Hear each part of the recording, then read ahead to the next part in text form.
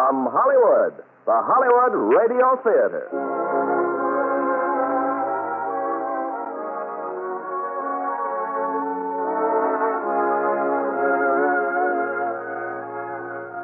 Starring Van Johnson and Kathryn Grayson in Grounds for Marriage. Ladies and gentlemen, your producer, Mr. Irving Cummings.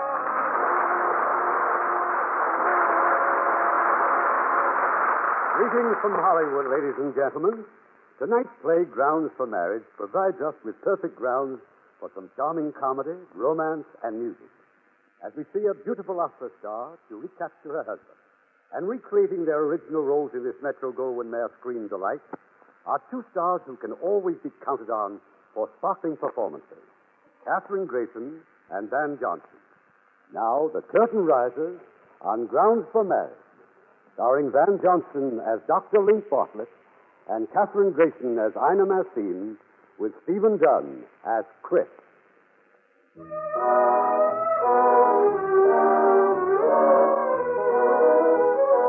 A few hours ago, a young and beautiful singer arrived in New York after 2 years of Europe and South America. 2 years during which she's acquired fame and lost a husband. Her first caller is Mr. Herbert Delacourt, manager of the opera company.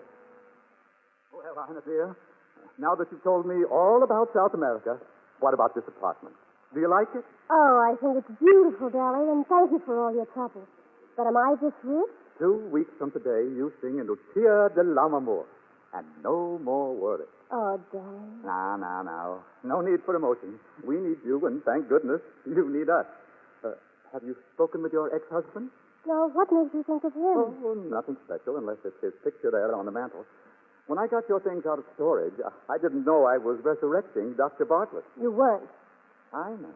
You don't mean there's a chance of your getting together again? Well, just between us, Jelly, I thought there was, so I phoned him from the airport. He hung up on me. Lincoln Bartlett is an idiot. His patients don't seem to think so. I understand he's doing rather well. Any man who lets you get away from him belongs in a... Oh, what? Well, speaking of doctors, reminds me that I have to get a soloist for the Doctor Symphony. Dr. Symphony? Oh, yes, they're rather good, you know, talented musicians as well as doctors. They give a concert every year, and naturally they tapped me for the vocal artist. When is it, darling? Saturday night. They're rehearsing tomorrow night at the hospital. Oh, I'm sure that Frida Melbourne would be glad to help them out. Is it anything I can't do? Oh, of course not, only, well, it's that ex-husband of yours. He's their oboe player. Oh, really? Well, I'd like that, Jelly. I want Linc to know I've made good. Tomorrow night, 7 o'clock? Fine. I'll pick you up, Ina. And stop looking at me like that. I know exactly what I'm doing.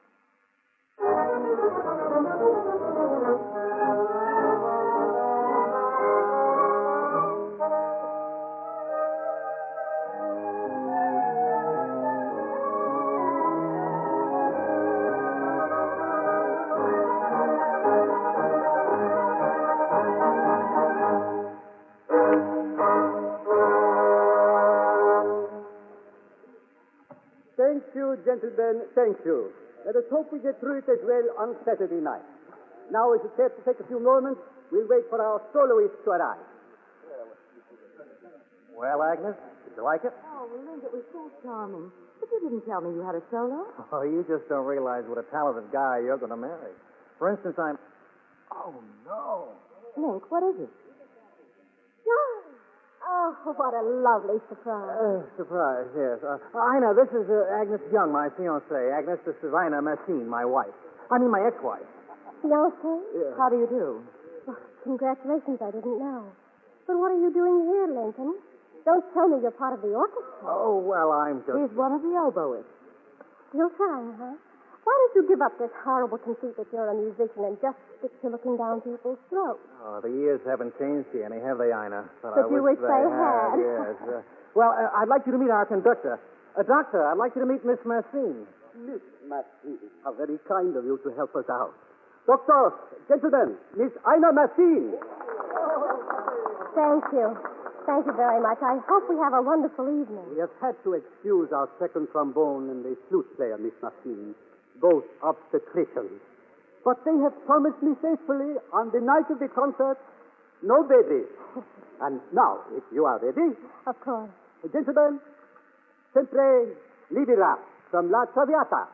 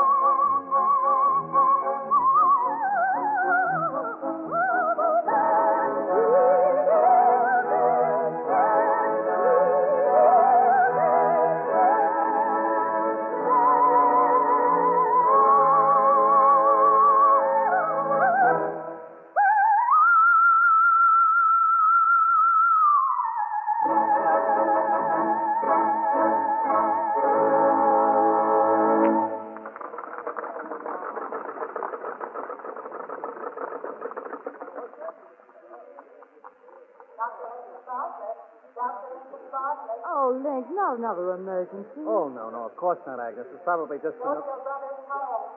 Emergency for Dr. Bartlett. Go to your brother's home.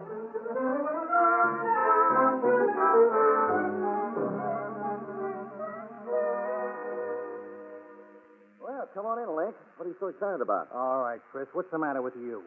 Matter? The hospital said my brother called, an emergency, to get over here right away. But all I said was for you to get in touch with me. Well, maybe I did say right away at that. It's this new number, Linc. Just came in from the factory. Now, as my brother, an eminent authority, I wanted your reaction. Toy ambulance? Mm-hmm. You called me from the hospital to ask about a toy? Well, you weren't operating, were you? I was rehearsing. Do they rehearse for operations? Very funny. The Doctor's Symphony. Oh, yeah. You sent me the tickets. I gave them to my secretary. Oh, Ina's not going to like that. She's the soloist. Now, look, about this toy ambulance. The factory says we... Ina? Did you say Ina? When did she get back? How is she? How does she look? Well, she looks like she might be a bit of a problem. Oh, has she met Agnes? They met each other. You know, you never did know how to handle Ina, you know. Oh, and I suppose you did. Well, if I may say so, yes. Yes, I did.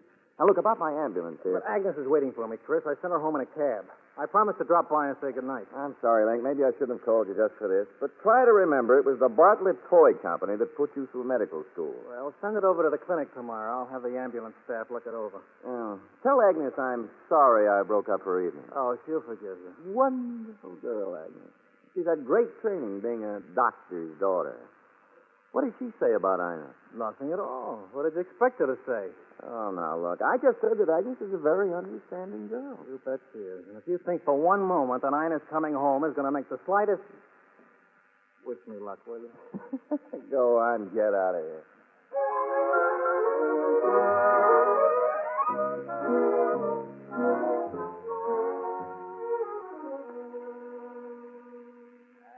Honey, Agnes. Don't you touch me. Don't you dare touch me. I was never in love with Ina. It was one of those kid things. You were crazy about her. You must have been. Well, how do you think I feel? Agnes, we're acting awfully childish. This is pretty silly now, isn't it? What do you say? I'm sorry, Lynn. That's much better. It's just that I happen to be in love with you. And meeting her tonight, well, she's a very beautiful girl, and it's pretty clear she's got designs on you.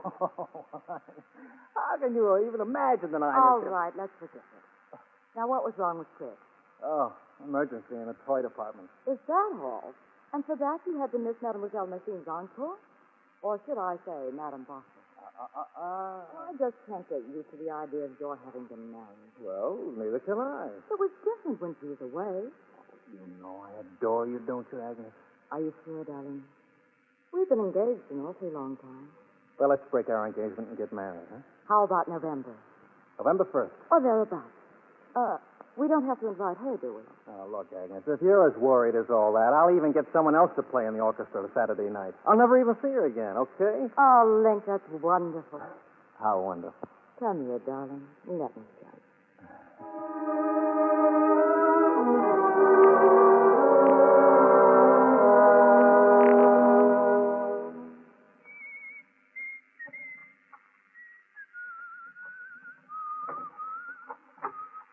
That you, Chris? He doesn't whistle that well. Ina. Oh, no. How did you get in here? Same old way with the same old key. Give me that key. No! Ina, I'm expecting Agnes and Chris for cocktails. In your bathrobe? I just got out of the shower. Well, then you better get dressed, hadn't you? Ha, that you shouldn't be. Give me those shorts. Polka dot shorts. Now, look, don't you think you've done enough damage the other night? You mean Agnes doesn't like you? Oh, but she's much too mature to be jealous. Now, listen, Ina, don't try to start anything, see? Oh, what are you doing here anyway? Well, you were at the concert the other night, and I wondered what had happened to you. Nope, that's a lie. I'm here because I can't get your silly face out of my mind. Oh, please, with that kind of talk. What's so wrong about my coming here anyway? Ina, I'm an engaged man. Well, I'd rather break up an engagement than a home. The only thing you're going to break is your neck when I toss you out of here. Where are you going tonight? Having dinner with Dr. Young. Oh, yes. Her father's a doctor, too. Are you kidding? Only the best nose and throater in town, and yours truly happens to be his assistant. Have you slipped so low that you're marrying the boss's daughter? For your information, Dr. Young selected me from 50 candidates on the basis of my record and my personality. I didn't even know he had a daughter. How long did it take you to find out? Well, it wasn't love at first sight the way it was with you. You can say that again. This is solid. Agnes understands me, and we never fight.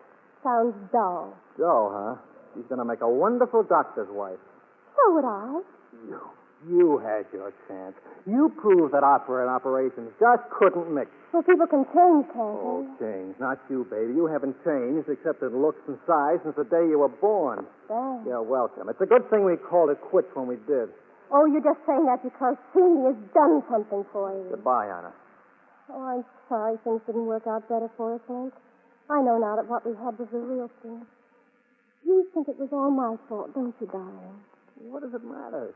You're going to be a great opera star. That's what you wanted, wasn't it?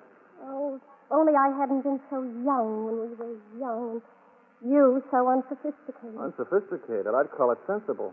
Well, that's a nasty thing for you to say. You make it sound as though you kicked me out. Well, that's just what I'm doing now, sister. And if you think you're getting rid of me this easily, you're crazy. This is the sanest I felt all day.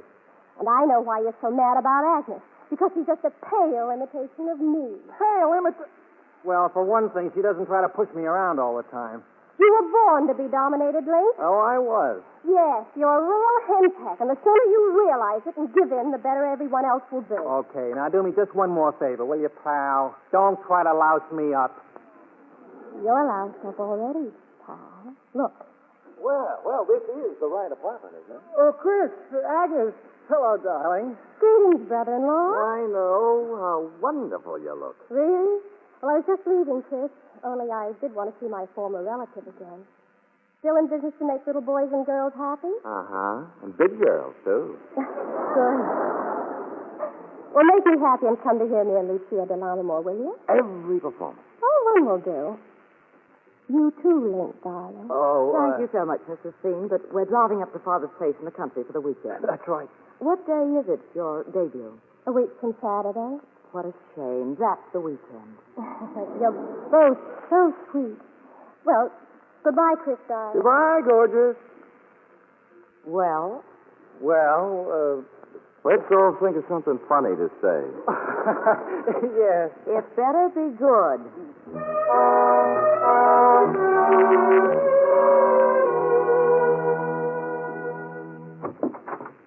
Ina, what is it? Oh, now Jelly, it's nothing. I'm sure it's nothing. Oh, but your maid told me to rush right here to your dressing room. She said you have a sore throat. Well, it does feel peculiar. Oh, but Ina, you're giving a performance tonight. Your debut. I'll be all right. I just thought if you could recommend a good doctor. I'm sure she sprayed my throat or something. Oh, I'll get him right away, immediately. Now lie down, Ina, darling. Just lie down and rest. Oh, Albert, Dr. Young on the telephone, and have Freedom Elfman stand by to sing tonight.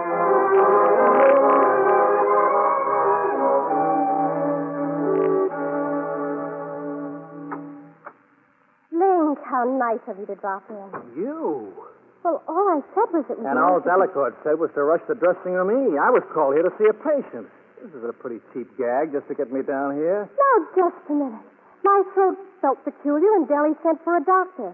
How you made it, I'll never know. I told you I was Dr. Young's assistant, didn't I? Oh, you mean that perfect girl's father? Deli sent for him? We'll get him over here right away. He's gone to the country for the weekend, and I'm on my way to join him. And that perfect girl, if you'll just stop your clowning. You're the clown. I'm facing a debut performance, the biggest test of my life, and suddenly my throat starts to hurt, and I want someone besides a horse doctor to look at it. Oh, sit down, Lina. Open your mouth. Don't bother. I'm sorry I started arguing with you just before curtain time. You nervous? Why should I feel nervous? There are only 2,600 people in that audience, and every critic in New York waiting to tear me apart. I feel fine. Sit down, Ina. Let's have a look at that throat.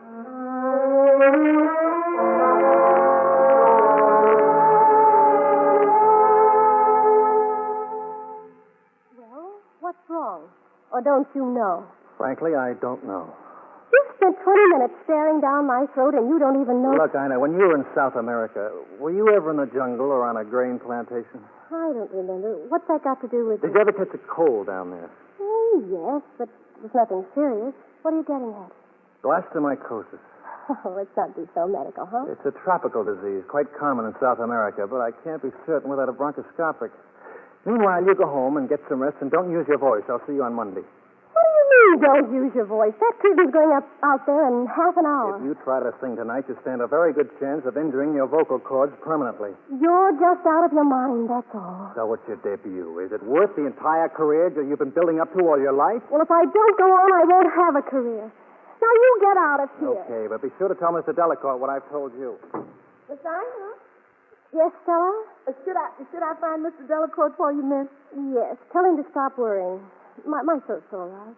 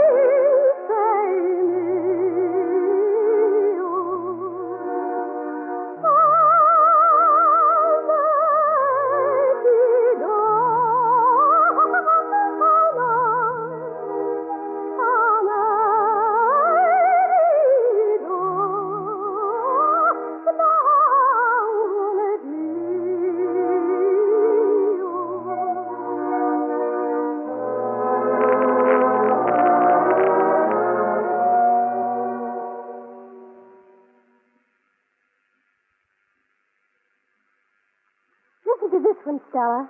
Against medical advice, Miss Ina Massine went on in the tradition of all good troopers and sang like an angel. Oh, I can top that one, Miss Ina. Here's the Morning Globe. Ina Massine established herself as the brightest star in the opera's expanding firmament. And here's another item here, Miss Ina. It's about Dr. Bartlett. You reckon he's got a press agent? Why? Did he make another bad diagnosis? I can't tell yet. He sure looks pretty good to me. Let me see that. Miss Agnes Young, social favor to wed Dr. Lincoln Bartlett. November 12th has been announced as the date of the wedding. What right is he to do this to me? What right? Well, he must be insane. Miss Ina, what is it? He said I wasn't a good wife. He said it was all my fault. But it wasn't, Stella, it wasn't. Well, I'll tell you, Miss Ina. Just look at him. Look at that picture of him. That silly henpeck face. No, I don't want to look at it. Take it down, Stella. Well, Miss Ina, You heard me. Take it down. That miserable idiot. I hate him. Miss Ina, what's the matter? You're moving your mouth and nothing's coming out. Your voice. You can't even talk. Oh, Miss Ina, what'll we do? What'll we do?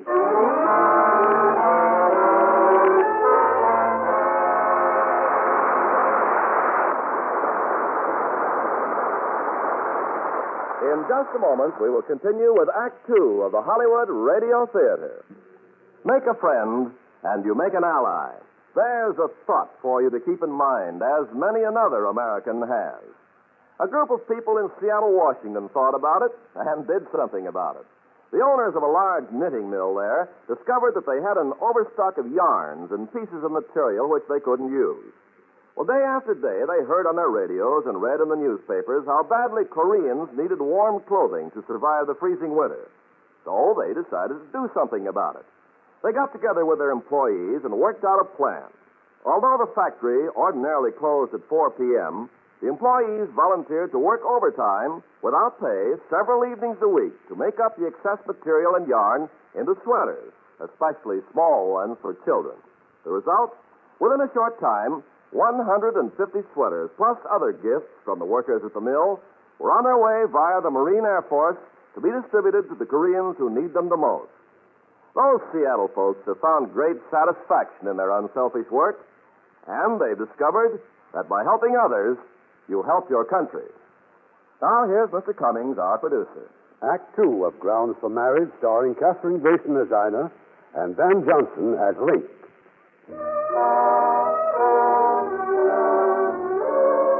A few frantic hours have passed since Ina lost her voice. Mr. Delacourt of the opera has sent for Dr. Young, who's dashed in from the country with his reluctant assistant and prospective son-in-law, Linc Bartlett, now in a consultation room of the hospital. Where's Ina? What have you done with her? There was no need of her staying here at the hospital, Mr. Delacourt. She'd be more comfortable at home. But what about her voice? Well, that's a good question. Well, Linc, I imagine you know this girl better than we do. Tell me, is she flighty, temperamental, emotionally unstable? You know what I mean. All I want to know is For instance, Linc, is it possible she might have had a quarrel with someone? I mean, someone important in her life. What are you after, Dr. Young? Anything that will help us diagnose her difficulty. You see, I have a hunch. Functional aphonia. You find no evidence of blastomycosis? None whatsoever. Oh, looks like I was a little hasty yesterday with my diagnosis. functional aphonia. Now, what's that? Well, aphonia or loss of voice may be diagnosed when no known cause is found. A nervous shock may produce it. Nervous shock? Yeah. Well, according to her maid, Ina lost her voice while she was reading her brilliant notices in the newspaper. And at that very moment, she saw the announcement of your coming marriage to his daughter. Oh, I see. Now we're getting somewhere. This is an emotional shock of some sort. Nothing unusual, but unfortunate that it should affect her voice. But when does she sing again? Well, functional aphonia is unpredictable. It's also outside my field of medicine. And my advice is that you get the best psychoanalyst available. Well, there's Isaac Youngmeyer. Youngmeyer? Yes. I'll try to find him right now. Oh, and thank you, gentlemen. Thanks for your help. Well, Linc, that takes care of everything. Dr. Young, when a patient is being psychoanalyzed, he lies on a couch, relaxes, and talks. Well? How does a girl talk who's just lost her voice? Yeah, I see what you mean. Well, I'm no analyst, but it seems to me that she hasn't faced the reality of the breakup of her marriage. Am I right, Lincoln? Yes, Doctor. The very fact that the man who was once her husband could reconstruct his life more happily without her Well, that's upset her to the point where she imagines herself to be in love with him all over again. But it's peeling her imagination, Doctor, believe me. Well, she's still young and very attractive, and she'll find a new interest. And when her emotional security is restored, her voice will return. Just like that. And meanwhile? Tell Delacourt to forget young Meyer. I better phone Agnes, hadn't I, Doctor? Good. Tell her we'll be back from the country in time for dinner. Oh, as long as we're in town, Doctor, would you mind if I stopped off and saw my brother? Go right ahead, my boy. Go right ahead.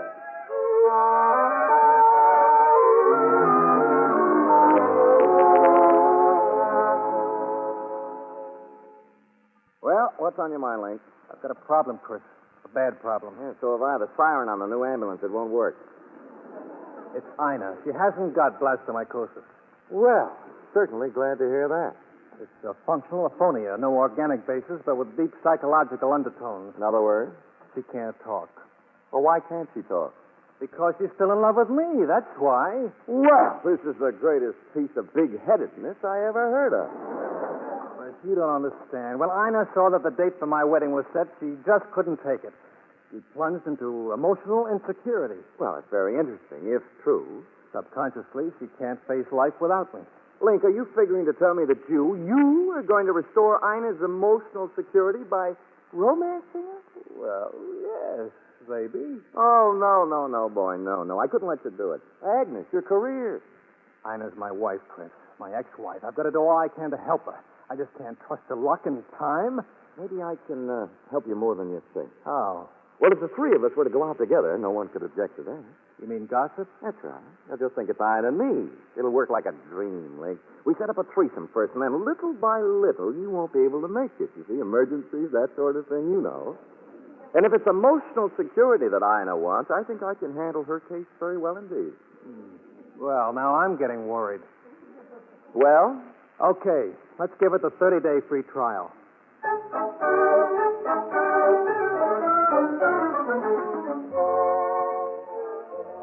Now this is what I call living. You see, Ina, once we get away from my half-wit brother, things happen. Like what? Oh, there you go, trying to talk again. Now, look, you've had strict orders not to even try to talk unless your voice comes back to you naturally. Maybe it needs exercise. Oh, come on, let's just sit down and hold hands, huh? If there's anything you'd like to tell me, be a good girl and use the pencil and paper. Pencil? Oh, yeah, here. Now, let's see, what's on your mind? Where's Linc? Who cares? I guess he must have been delayed again. It's been 3 nights in a row now, you know. Maybe his practice is growing. What are you writing now? I want Linc. But I do. Oh, but Ina, you're a traveled, sophisticated girl, a glamorous star. What are you booting about a little boy like Linc for? Agnes. Oh, don't be ridiculous. 10 to 1, he's out swabbing somebody's throat. Now, look, let me tell you about Linc's brother, huh? There's a very interesting character. In the first place, he's been crazy about you ever since the first... Alone, just you and I, Agnes. Oh, it's so good to be with you. I hope that after we're married, you'll be around more often. That's why I planned a quiet evening at home. Or is it too quiet, then? No, I was just wondering where your father was. Oh, out in the town with some of his old cronies. It's been a tough week. But this is only Wednesday. Is that all? And don't forget about Friday, darling. Friday? Yes, my Friday morning club. You promised. Oh, Agnes, you know how I hate to lecture. Well, you'd better be there, dear. My girlfriends have started drooling as it is about Chris and Ina. I can't believe it. Why not? Well, for one thing, she can't talk. What do they do all evening? Chris talks. And what are you going to talk about, darling, on Friday morning? Oh, I wish I knew. Come on and give me some ideas. So, all in all, Ina, I'm forced to admit that I'm quite a fella. All of which leads me to... Oh, no, now what are you writing down? Don't you realize I'm proposing? Please find Linc. Oh, you know, that's an awful rut you're in. Okay, just wait here, honey, while I tell it. Look, it's Linc. Well, I told you. Told you I reached him. Didn't you believe me? Why do you keep pitching for him? I'll never know. You've been burned once. Sorry I'm late. My appointment kept me longer than I thought. Oh, well, tonsils will be tonsils. Or was it adenoids you said when I phoned? Well, whatever now that you're here. What's the matter with you? Drunk or something? I'm talking for Ina. Ina lost her voice, remember? Oh, well, thank you for being so understanding, Ina, dear. Why don't we dance? Would you, Ina? Hey, wait a minute. What am I saying? Come back here. Come back.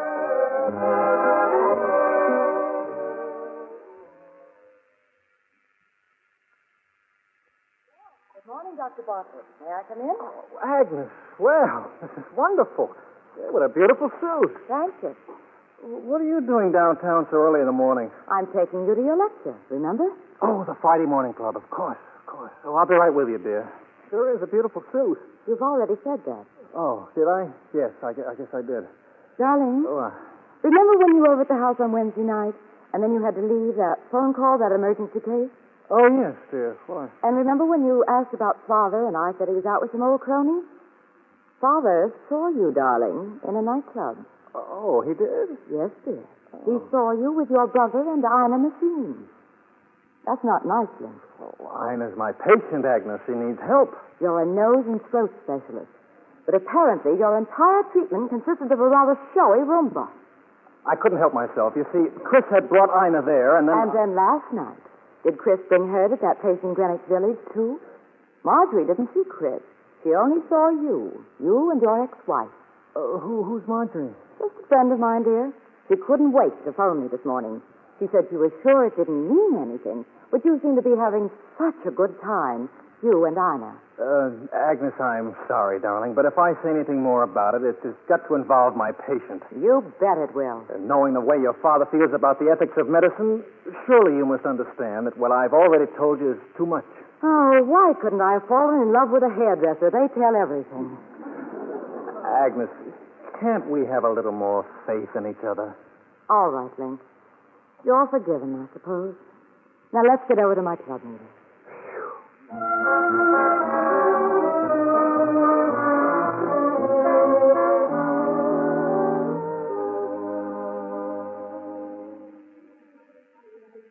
So you see, girls, in addition to being a rather well-known nose and throat specialist, our speaker also happens to be my fiancé.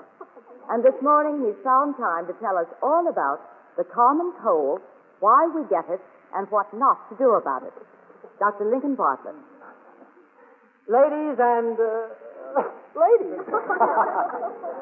I want to talk to you this morning about a new field of medicine and its relation to the common cold. And there is nothing so common as the common cold. Oh, dear, please excuse me, Doctor. Yes? The air conditioning. It's bothering you, isn't it? Let me have it turned off. Oh, no, it's fine. Thank you. It's all right. Now, you've all heard of the word psychosomatic. It's from the Greek psyche, meaning life, soul, and somato, meaning body. Thus, psychosomatic medicine deals with bodily disorders which are induced by mental or emotional disturbances. For example, everybody knows at least one person who's worried himself into ulcers. His nervous agitation... it is rather breezy in here, isn't it? His nervous agitation over business or financial responsibilities and his fear of getting an ulcer have elected him to the ulcer circle. Well, cold circles are a lot less exclusive.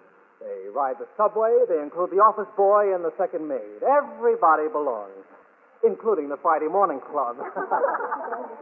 Now, if I, as a doctor, constantly treating all kinds of nasal and throat infections, were afraid of getting a cold, if I felt fear every time I was exposed to an infection by a patient, or if I worried, I would probably spend most of my life with a cold. But I haven't had a cold in 2 years.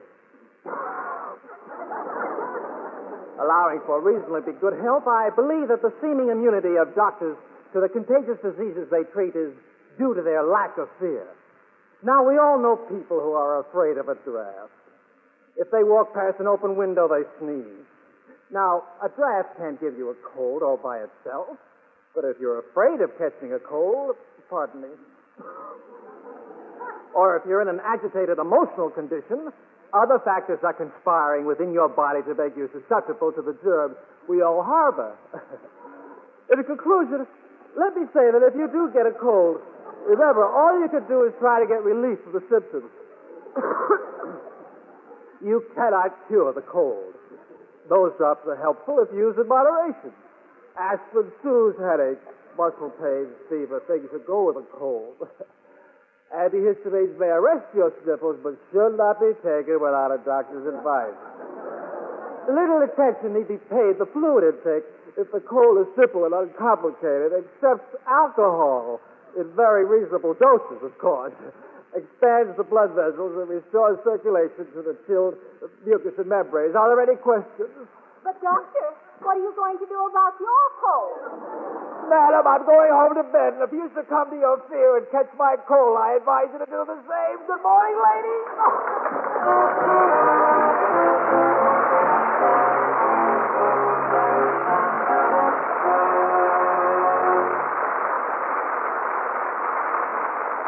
We'll continue with Act 3 of Grounds for Marriage in a moment. You know, sometimes a soldier finds his greatest opportunities for service in something outside the line of duty. Such a man is Sergeant Werner Krenzer. He's been in the Army for 8 years. He's known frontline warfare in the Pacific and occupation duty in Japan. As a veteran soldier, he's used to destruction.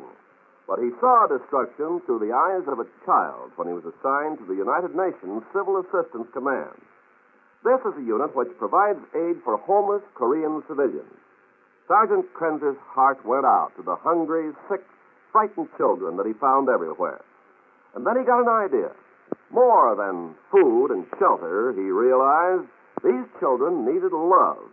And there were thousands of homeless women refugees wandering around, looking for their children, their families.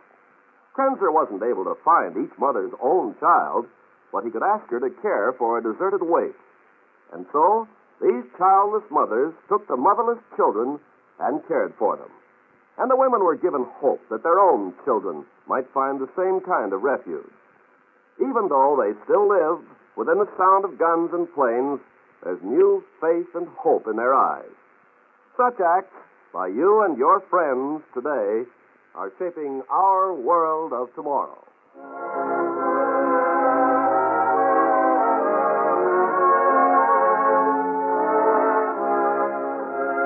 We pause now for station identification.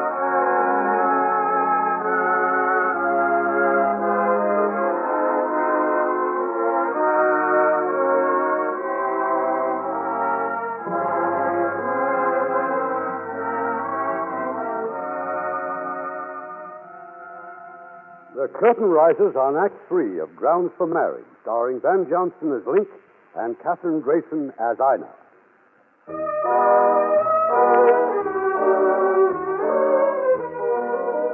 The guest speaker of the Friday Morning Club has sneezed his way home and staggered into bed. Yes, Dr. Bartlett has caught a bad cold. It's considerably later now, and the nose and throat specialist has just been awakened by a telephone call.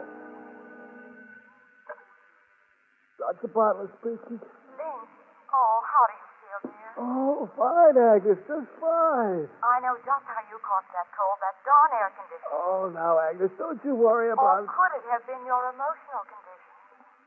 I've been wanting to call you all day, but I had that luncheon and then the girl... Oh, it's just the cold, darling. But you're all alone in that apartment. Well... Can't I bring you some hot soup or something? Oh, no, I'll just go back to sleep, Agnes. Well, call me just as soon as you wake up. I will, dear. Good night.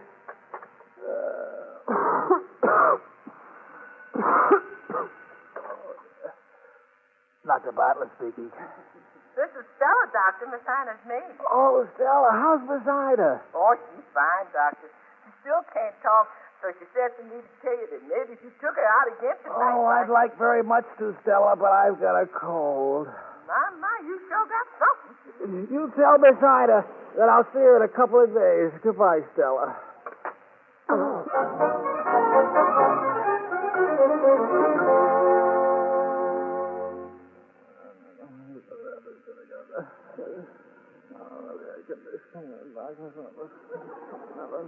Who's there? That you, Chris? Oh, go away. Let me die. Linc, Ida. I came to see you. Oh, now there you go talking again. You mustn't use your voice. Now, if you have anything to tell me, just write it down on a piece of... Oh, you already have. Which would you rather have first? The foot bath, the hot soup, or the toddy? They're all ready. Oh, well, but how did you... I still have it. Now, don't talk. Ida, you know I was just dreaming in there. I think I'll have my foot bath first. Where is it, Ida? I'll just get out of bed and... Ow! Too hot? Oh, no, it's fine. Oh, I'm so hot, Ida. I'm so sick. Oh, no. No, don't be alarmed. It's just a head cold. Now what are you doing? Soup. Oh, soup. Well, I am a little hungry. Later, baby, later. You know, we've changed our theories about treating colds, Ida. Just this morning, I gave a lecture. Oh, I knew this was coming out all the time. It couldn't have been that air conditioning. Well, what's in the glass, Ida? Nabisco. Oh, I can't smell a thing. Drink it? Okay, I'll drink it. Oh. Quite an alcoholic content. Drink it all. Are you talking again? This is the new theory. It stimulates circulation. That's about all we can do for the common cold. Ida, what else did you put in this drink? Huh? Oh, yes, aspirin. Very good. Ida, it was very sweet of you to come over. No. But it was still very thoughtful of you. Now, can I have my seat back, please? Oh, thank you. Oh, you'll probably catch my cold, within 48 hours. By that time, I'll be able to take care of you. Oh, why didn't you have sense enough to stay home? Oh, boy, you sure slugged that drink. Linc? Everything okay, Miss Ida? The elephant is sleep, wouldn't it? You gonna stay here? You are. Good luck, Miss Ida. Now what you doing? Gonna play the phonograph, huh? Oh, sit down, Miss Ida. I'll do it. You feel like bebop, ballads, or Beethoven? Well, what do you know? This is you, Miss Ina, right here on the top. The Ina Massine album. That's right. You sure you want it, Miss Ina? Ever since you lost your voice, you've been saying you never wanted to hear yourself sing anymore. Put it on, please. Yes, ma'am.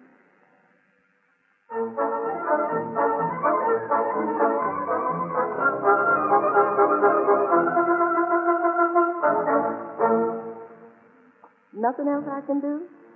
No? Okay, Miss Anne, I'll go on home.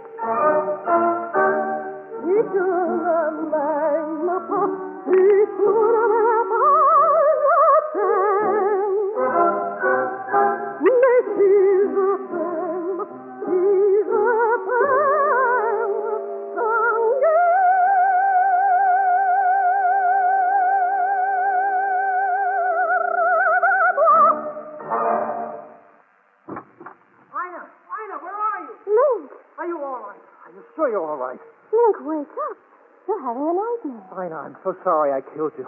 Are you all right? Of course I'm all right. You must have been dreaming again. What? Oh, I dreamed we were doing Carmen. I was singing Escamillo, and I stabbed you. You were singing. Well, okay, you had a nice nap. And after I stabbed you, I know you can talk. I mean, really talk. What? Oh, I did. Oh, darling. Say it again. Oh, my darling. You're cured. I cured you.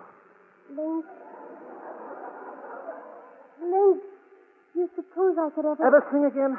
Sit down, Ina. I'll put on a record. No, don't. You'll never know unless you try. Now, here's one. Now, go on and try it. Sing to it.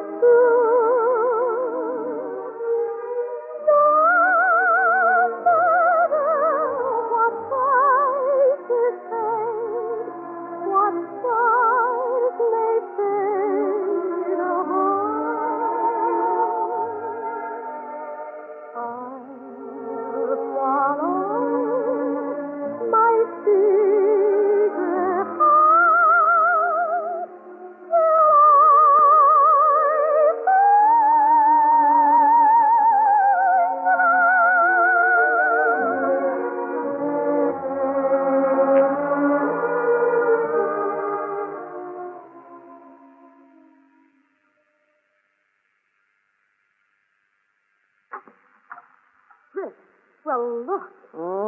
Agnes! Oh, please, don't let me interrupt anything, especially such an ardent love scene. What's the clinch? But you don't understand. It works. It works. Brother, how it works. Hi, Ina. Have faith in him, he pleaded. Don't come over, he said. Agnes, it's so simple. I can explain everything. No, I was afraid you'd say something corny like that. I don't blame you for being bitter, Miss Young, but things just had to work out this way. Look, she talks just the way she always did. Sure she talks. Your father suggested this treatment. My father. It was a simple matter of applied psychology. Ina's aphonia was purely psychosomatic. I cured her. Agnes, you're not listening. My ears are working even better than my eyes. Agnes, I've been assisting Linc here with this treatment ever since it started. Now, maybe I can explain it to you in words of one syllable. I understand medical English as well as any of you. And what about the Hippocratic Oath?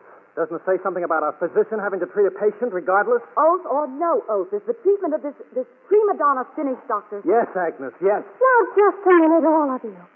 I know this Linc Bartlett better than anyone else in the world. Ina. And if you think you were making love to me just because of my voice, you're crazy. Ha ha, you tried to stay away from me, all right, didn't you? But you just couldn't because you're mad about me. You and your psychology and your psychoanalysis and your psychosomatics. I hate you. You don't even know the difference between a psycho and a soprano. Well, now, if I may... No, you may not. But I've got something for you, too, big brother. And when Linky Boy's rich, respectable marriage to Her Highness here ends in functional heart attacks and psychosomatic ulcers, remember, she's the cause, not the cure. And as for me, thank you very much for the treatment, rough as it was. Hey, you forgot your raincoat.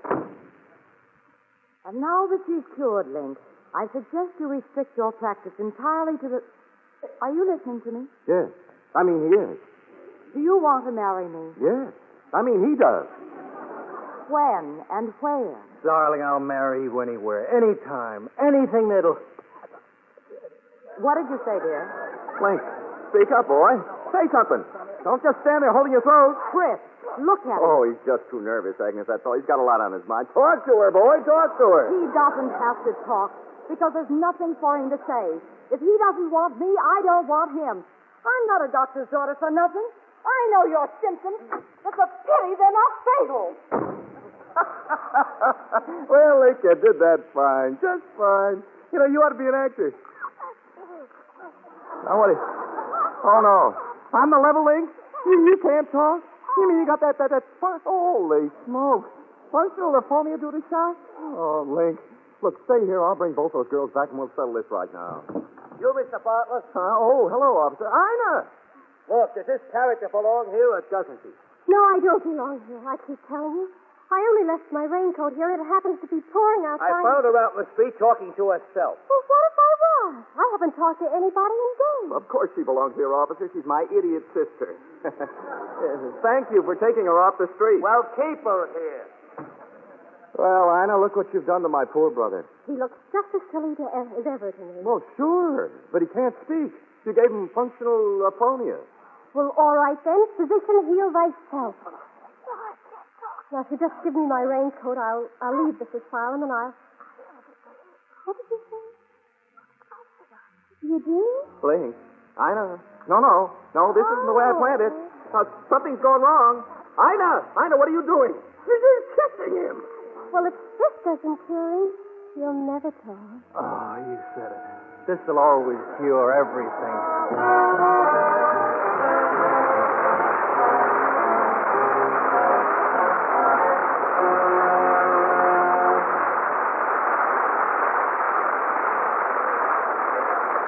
In a moment, our stars will return. An Indiana soldier by the name of Birch Bay, yes, that's his real name, carried a little excess equipment overseas with him to Germany for occupation duty. To be exact, he had $4 worth of vegetable garden seeds in his duffel bag. You see, Birch has been a star pupil in agricultural extension work and president of his 4-H club for 2 years.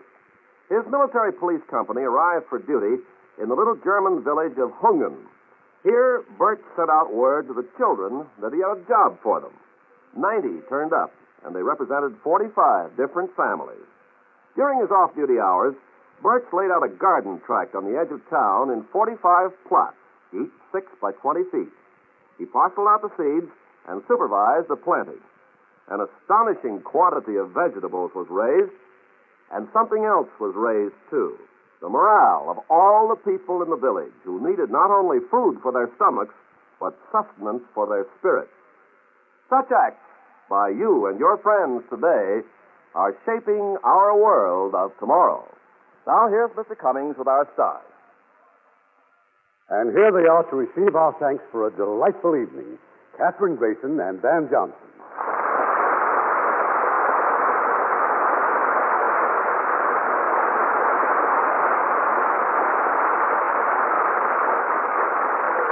We're also very happy that you have your voices back. Well, I can't sing like Kathryn, Mr. Cummings, but it's the only voice I have, and I'm rather attached to it. I understand you're returning to MGM to make a picture. Yes, and I'm thrilled about it, Irving, because it's Kiss Me Kate. Oh, Kiss Me Kate. Well, don't just stand there. Pucker up. I, for one, can hardly wait to hear you sing all those wonderful songs, Kathryn. And what else is going on at MGM, Van? Well, Kathryn will find us very busy making lots of wonderful pictures. Surely you've already seen our new Technicolor production of The Prisoner of Zenda, starring Stuart Granger and Deborah Carr. I've heard nothing but raves about it, Van. And I've heard nothing but raves about your play the next week, Irving. I'm not surprised, Kathryn, because it's filled with action, excitement, and suspense. It's Paramount screen hit Submarine Command. And starring in his original role will be that excellent actor, William Holden. And as his co-star, glamorous Alexis Smith. We'll be listening. Good night. Good night. Good night, and all our thanks. This is Irving Cummings saying good night to you from Hollywood.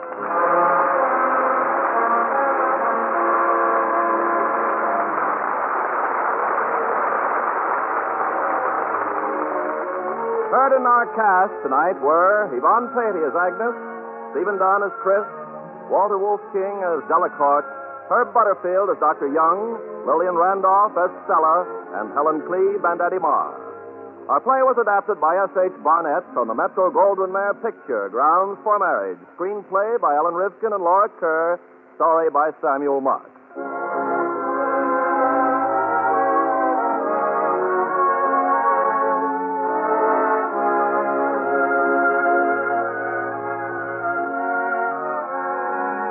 Radio Theatre is produced by Mr. Irving Cummings. Our orchestra is under the direction of Rudy Schrager. This is Ken Carpenter inviting you to join us next week at this same time for another presentation of the Hollywood Radio Theatre.